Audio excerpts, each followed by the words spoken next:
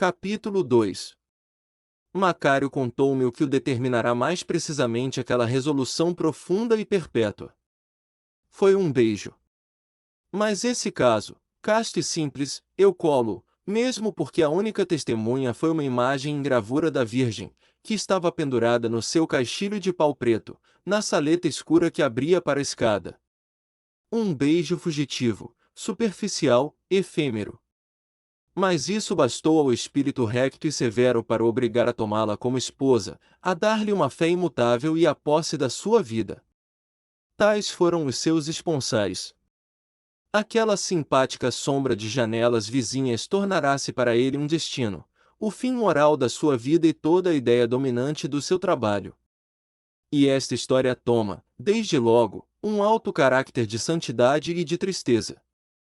Macário falou-me muito do caráter e da figura do tio Francisco, a sua possante estatura, os seus óculos de ouro, a sua barba grisalha, em colar, por baixo do queixo, um tique nervoso que tinha numa asa do nariz, a dureza da sua voz, a sua austera e majestosa tranquilidade, os seus princípios antigos, autoritários e tirânicos e a brevidade telegráfica das suas palavras. Quando Macário lhe disse, uma manhã, ao almoço, abruptamente, sem transições emolientes, peço-lhe licença para casar, o tio Francisco, que deitava o açúcar no seu café, ficou calado, remexendo com a colher, devagar, majestoso e terrível. E quando acabou de solver pelo pires, com um grande ruído, tirou do pescoço o guardanapo, dobrou-o, aguçou com a faca o seu palito, meteu-o na boca e saiu. Mas a porta da sala parou, e voltando-se para Macário, que estava de pé, junto da mesa, disse secamente, não. Perdão, tio Francisco. Não. Mas ouça, tio Francisco, não. Macário sentiu uma grande cólera. Nesse caso, faço-o sem licença. Despedido de casa. Sairei. Não haja dúvida. Hoje. Hoje. E o tio Francisco ia fechar a porta, mas voltando-se, olá! Disse ela a Macário, que estava exasperado, apoplético, raspando nos vidros da janela. Macário voltou-se com uma esperança. Dê-me daí a caixa do rapé, disse o tio Francisco. Tinha-lhe esquecido a caixa. Portanto estava perturbado. Tio Francisco, começou Macário.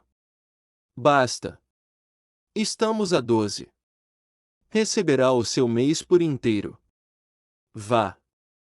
As antigas educações produziam estas situações insensatas. Era brutal e idiota. Macário afirmou-me que era assim.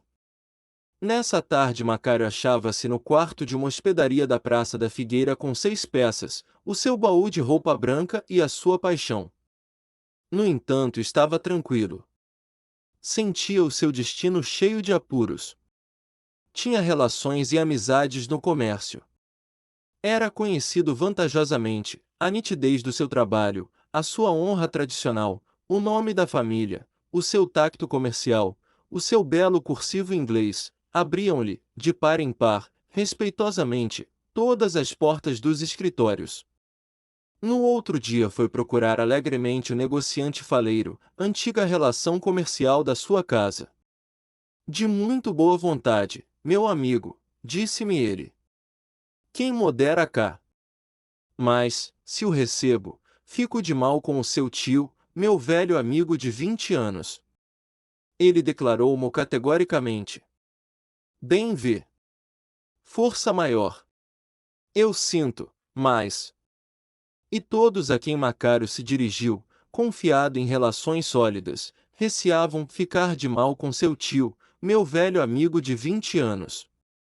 E todos sentiam, mas... Macário dirigiu-se então a negociantes novos, estranhos à sua casa e à sua família, e sobretudo aos estrangeiros, esperava encontrar gente livre da amizade de 20 anos do tio. Mas, para esses, Macário era desconhecido, e desconhecidos por igual a sua dignidade e o hábil trabalho. Se tomavam informações, sabiam que ele fora despedido de casa do tio repentinamente, por causa de uma rapariga loura, vestida de caça. Esta circunstância tirava as simpatias a Macário. O comércio evita o guarda-livros sentimental. De sorte que Macário começou a sentir-se num momento agudo. Procurando, pedindo, rebuscando, o tempo passava, sorvendo, pinto a pinto, as suas 6 peças. Macário mudou para uma estalagem barata, e continuou farejando. Mas, como fora sempre de temperamento recolhido, não criará amigos. De modo que se encontrava desamparado e solitário, e a vida parecia-lhe como um descampo. As peças findaram. Macário entrou, pouco, na tradição antiga da miséria. Ela tem solenidades fatais e estabelecidas, começou por empenhar. Depois vendeu relógio, anéis, casaca azul, cadeia, paletó de alamares, tudo foi levando pouco a pouco, embrulhado debaixo do chale, uma velha seca e cheia de asma. No entanto via Luísa de noite, na saleta escura que dava para o patamar, uma lamparina ardia em cima da mesa, era feliz ali naquela penumbra, toda assentado castamente, não havia de dia porque trazia já a roupa usada, as botas cambadas e não queria mostrar a fresca Luísa, toda mimosa nas suas cambraias assentadas, a sua miséria remendada, ali, aquela luz tênue e esbatida, ele exaltava a sua paixão crescente e escondia o seu fato decadente. Segundo me disse Macário, era muito singular o temperamento de Luísa. Tinha o caráter louro como o cabelo, se é certo que o louro é uma cor fraca e desbotada, falava pouco, sorria sempre com os seus brancos dentinhos, dizia tudo pois sim, era mais simples, quase indiferente, cheia de transigências. Amava de certo Macário, mas com todo o amor que podia dar à sua natureza débil, aguada, nula. Era como uma estriga de linho, fiava-se como se queria, e às vezes, naqueles encontros nocturnos, tinha sono. Um dia, porém, Macário encontrou-a excitada, estava com pressa, o chale traçado à toa, olhando sempre para a porta interior. A mamã percebeu, disse ela. E contou-lhe que a mãe desconfiava, ainda rabugenta e áspera, e que de certo farejava aquele plano nupcial tramado como uma conjuração. Por que não me vens pedir a mamã? Mas, filha, se eu não posso. Não tenho arranjo nenhum. Espera. É mais um mês talvez. Tenho agora aí um negócio em bom caminho. Morríamos de fome. Luísa calou-se, torcendo a ponta do chale, com os olhos baixos. Mas ao menos, disse ela, enquanto eu te não fizer sinal da janela, não subas mais, sim? Macário rompeu a chorar, os soluços saíam violentos e desesperados. Chute! Dizia-lhe Luísa. Não chores alto. Macário contou-me a noite que passou, ao acaso pelas ruas, ruminando febrilmente a sua dor, e lutando, sob a nudenta friagem de janeiro, na sua quinzena curta. Não dormiu, e logo pela manhã, ao outro dia, entrou como uma rajada no quarto do tio Francisco e disse-lhe abruptamente, secamente, é tudo que tenho. E mostrava-lhe 3 pintos. Roupa, estou sem ela. Vendi tudo. Daqui a pouco tenho fome. O tio Francisco, que fazia a barba à janela, com o lenço da Índia amarrado na cabeça, voltou-se, pondo os óculos, fitou-o. A sua carteira lá está. Fique, e acrescentou com um gesto decisivo, solteiro. Tio Francisco, ouça-me, solteiro, disse eu, continuou o tio Francisco, dando fio à navalha numa tira de sola. Não posso. Então, rua. Macário saiu, estonteado. Chegou à casa, deitou-se, chorou e adormeceu. Quando saiu, à noitinha, não tinha resolução, nem ideia. Estava como uma esponja. Deixava-se ir. De repente uma voz disse de dentro de uma loja, PST. Olá. Era o amigo do chapéu de palha, abriu grandes braços pasmados. Que diacho! Desde manhã que te procuro. E contou-lhe que tinha chegado da província, tinha sabido a sua crise e trazia-lhe um desenlace. Queres? Tudo. Uma casa comercial queria um homem hábil, resoluto e duro, para ir numa comissão difícil e de grande ganho a Cabo Verde. Pronto. Disse Macário. Pronto. Amanhã. E foi logo escrever a Luísa, pedindo-lhe uma despedida, um último encontro, aquele em que os braços desolados e veementes tanto custam a desenlaçar-se. Foi. Encontrou-a toda embrulhada no seu xale, tiritando de frio. Macário chorou. Ela, com a sua passiva e loura doçura, disse-lhe: fazes bem. Talvez ganhes. E ao outro dia Macário partiu. Conheceu as viagens trabalhosas nos mares inimigos, o enjoo monótono num beliche abafado, os duros sóis das colônias, a brutalidade tirânica dos fazendeiros ricos, o peso dos fardos humilhantes, as dilacerações da ausência, as viagens ao interior das terras negras e melancolia das caravanas que o costeiam por violentas noites, durante dias e dias, os rios tranquilos, donde exala a morte. Voltou. E logo nessa tarde a viu a ela, Luísa, clara, fresca, repousada, serena, encostada ao peitoril da janela, com a sua ventarola chinesa. E, ao outro dia, sofregamente, foi pedi-la à mãe. Macário tinha feito um ganho saliente, e a mãe Vilaça abriu-lhe uns grandes braços amigos, cheia de exclamações. O casamento decidiu-se para daí a 1 ano. Por quê? Disse eu a Macário. E ele explicou-me que os lucros de Cabo Verde não podiam constituir um capital definitivo, eram apenas um capital de habilitação, trazia de Cabo Verde elementos de poderosos negócios, trabalharia, heroicamente, e ao fim poderia, sossegadamente, criar uma família. E trabalhou, pois naquele trabalho a força criadora da sua paixão. Erguia-se de madrugada, comia à pressa, mal falava. À tardinha ia visitar Luísa. Depois voltava sofregamente para a fadiga, como um avaro para o seu cofre.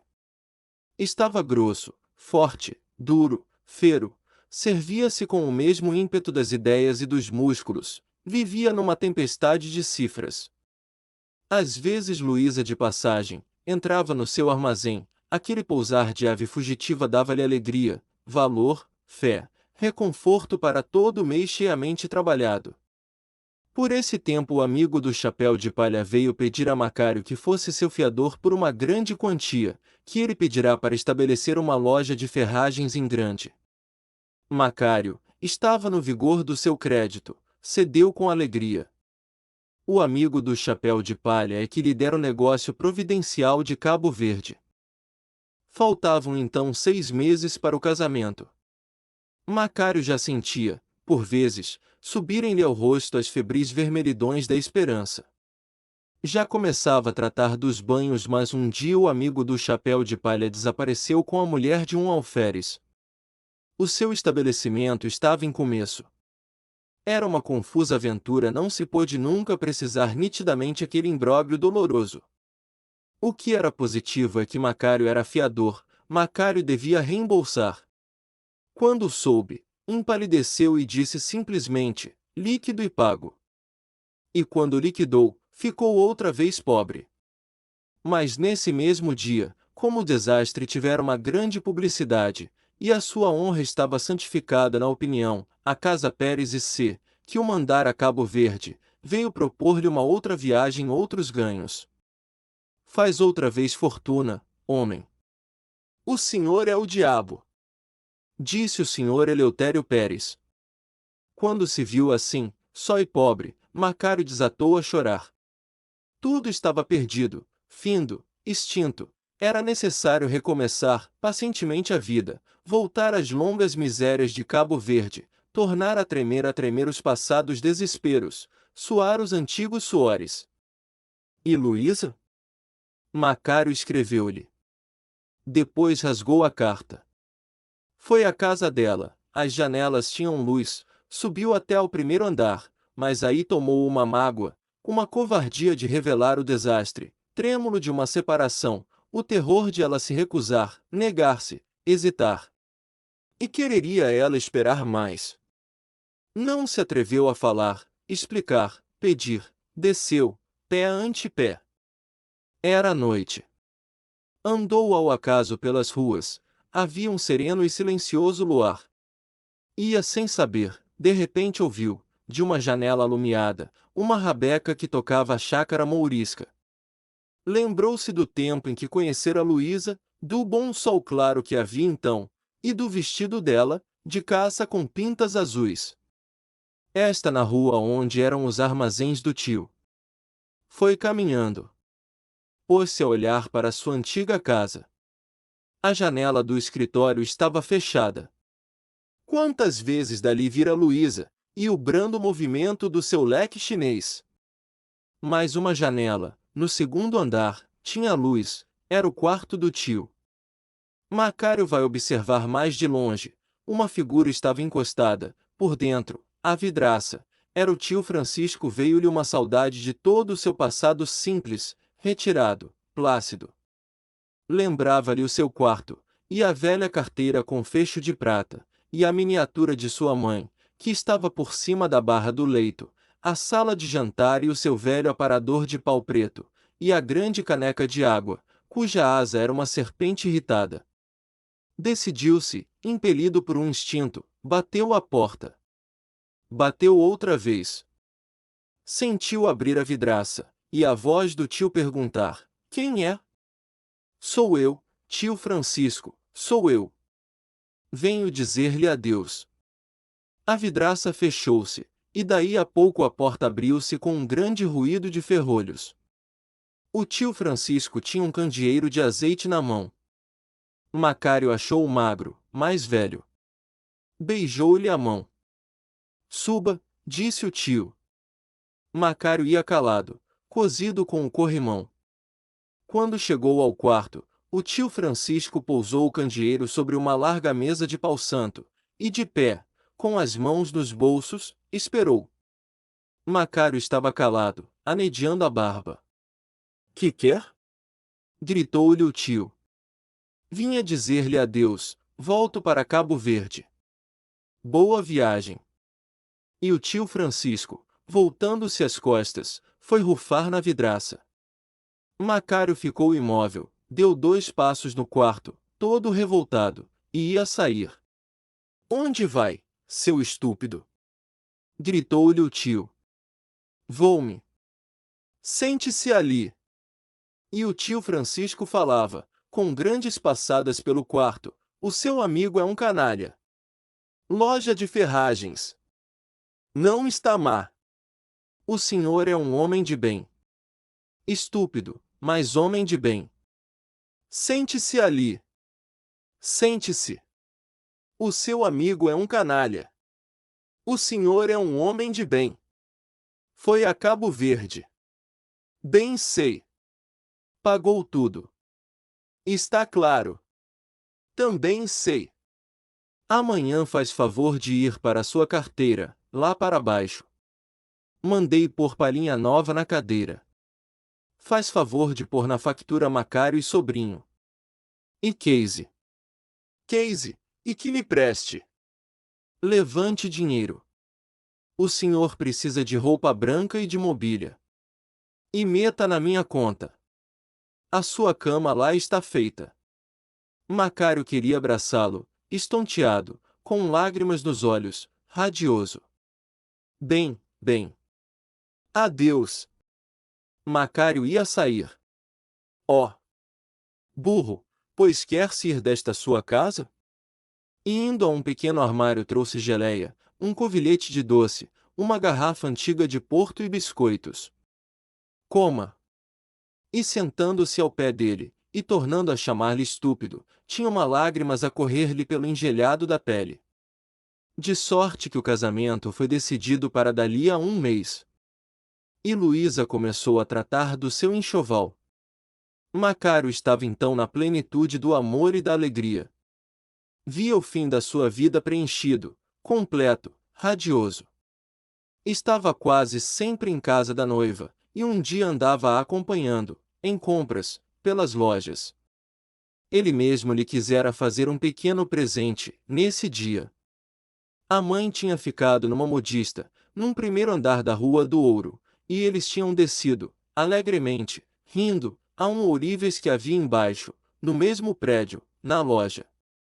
O dia estava de inverno, claro, fino, frio, com um grande céu azul ferrete, profundo, luminoso, consolado. Que bonito dia! Disse Macário. E com a noiva pelo braço, caminhou um pouco, ao comprido do passeio. Está, disse ela. Mas podem reparar, nós sós, deixa, está tão bom, não, não. E Luísa arrastou-o brandamente para a loja do ourives. Estava apenas um caixeiro, trigueiro, de cabelo hirsuto. Macário disse-lhe, queria ver anéis. Com pedras, disse Luísa, e o mais bonito. Sim, com pedras, disse Macário. Ametista, granada. Enfim, o melhor. E, no entanto, Luísa ia examinando as montras forradas de veludo azul, onde reluziam as grossas pulseiras cravejadas, os grilhões, os colares de camafeus, os anéis de armas, as finas alianças frágeis como o amor, e toda a cintilação de pesada ourivesaria. Vê, Luísa, disse Macário. O caixeiro tinha estendido, na outra extremidade do balcão, em cima do vidro da montra, um reluzente espalhado de anéis de ouro, de pedras, lavrados, esmaltados, e Luísa, tomando-os e deixando-os com a ponta dos dedos, ia-os correndo e dizendo, é feio. É pesado. É largo. Vê este, disse-lhe Macário. Era um anel de pequenas pérolas. É bonito, disse ela. É lindo. Deixa ver se serve, disse Macário. E tomando-lhe a mão, meteu-lhe o anel devagarinho, docemente, no dedo, e ela ria, com os seus brancos dentinhos finos, todos esmaltados. É muito largo, disse Macário. Que pena! Aperta-se, querendo. Deixa a medida. Tem-no pronto amanhã. Boa ideia, disse Macário, sim senhor. Porque é muito bonito. Não é verdade? As pérolas muito iguais, muito claras. Muito bonito. E esses brincos? Acrescentou, indo ao fundo do balcão, a outra montra. Estes brincos com um concha? 10 moedas, disse o caixeiro. E, no entanto, Luísa continuava examinando os anéis, experimentando-os em todos os dedos, revolvendo aquela delicada montra, cintilante e preciosa. Mas, de repente, o caixeiro fez-se muito pálido, e afirmou-se em Luísa, passando vagarosamente a mão pela cara. Bem, disse Macário, aproximando-se, então amanhã temos o anel pronto. A que horas? O caixeiro não respondeu e começou a olhar fixamente para Macário. A que horas? Ao meio-dia. Bem, adeus, disse Macário. E iam sair. Luísa trazia um vestido de lã azul, que arrastava um pouco, dando uma ondulação melodiosa ao seu passo, e as suas mãos pequenas estavam escondidas num regalo branco. Ponto perdão! Disse de repente o caixeiro. Macário voltou-se. O senhor não pagou. Macário olha para ele gravemente. Está claro que não. Amanhã venho buscar o anel, paga amanhã. Perdão! Disse o caixeiro, mas o outro, qual outro? Disse Macário com uma voz surpreendida, adiantando-se para o balcão. Essa senhora sabe, disse o caixeiro. Essa senhora sabe. Macário tirou a carteira lentamente. Perdão, se há uma conta antiga. O caixeiro abriu o balcão, e com aspecto resoluto, nada, meu caro senhor, é de agora. É um anel com 2 brilhantes que aquela senhora leva. Eu, disse Luísa, com a voz baixa, toda escarlate. Que é?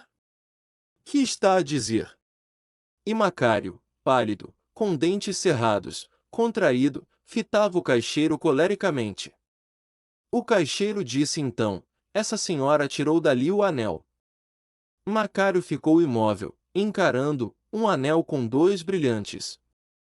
Vi perfeitamente.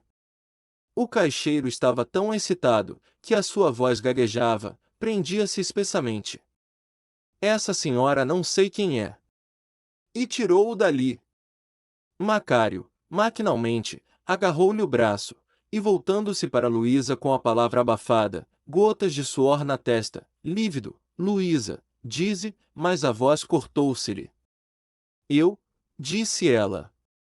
Mas estava trêmula, assombrada, enfiada, descomposta. E tinha deixado cair o regalo ao chão. Macário veio para ela, agarrou-lhe o pulso fintando-a, e o seu aspecto era tão resoluto e tão imperioso que ela meteu a mão no bolso, bruscamente, apavorada, e mostrando o anel. Não me faça mal, disse, encolhendo-se toda. Macário ficou com os braços caídos, o ar abstracto, os beiços brancos, mas de repente, dando um puxão ao casaco, recuperando-se, disse ao caixeiro: tem razão. Era distração. Está claro. Esta senhora tinha se esquecido. É o anel. Sim, sim, senhor, evidentemente. Tenha bondade. Toma, filha, toma. Deixe estar, este senhor embrulha-o. Quanto custa? Abriu a carteira e pagou. Depois apanhou o regalo, sacudiu-o brandamente, limpou os beiços com o lenço, deu o braço a Luísa e dizendo ao caixeiro: desculpe, desculpe, levou-a, inerte, passiva, extinta e aterrada. Deram alguns passos na rua.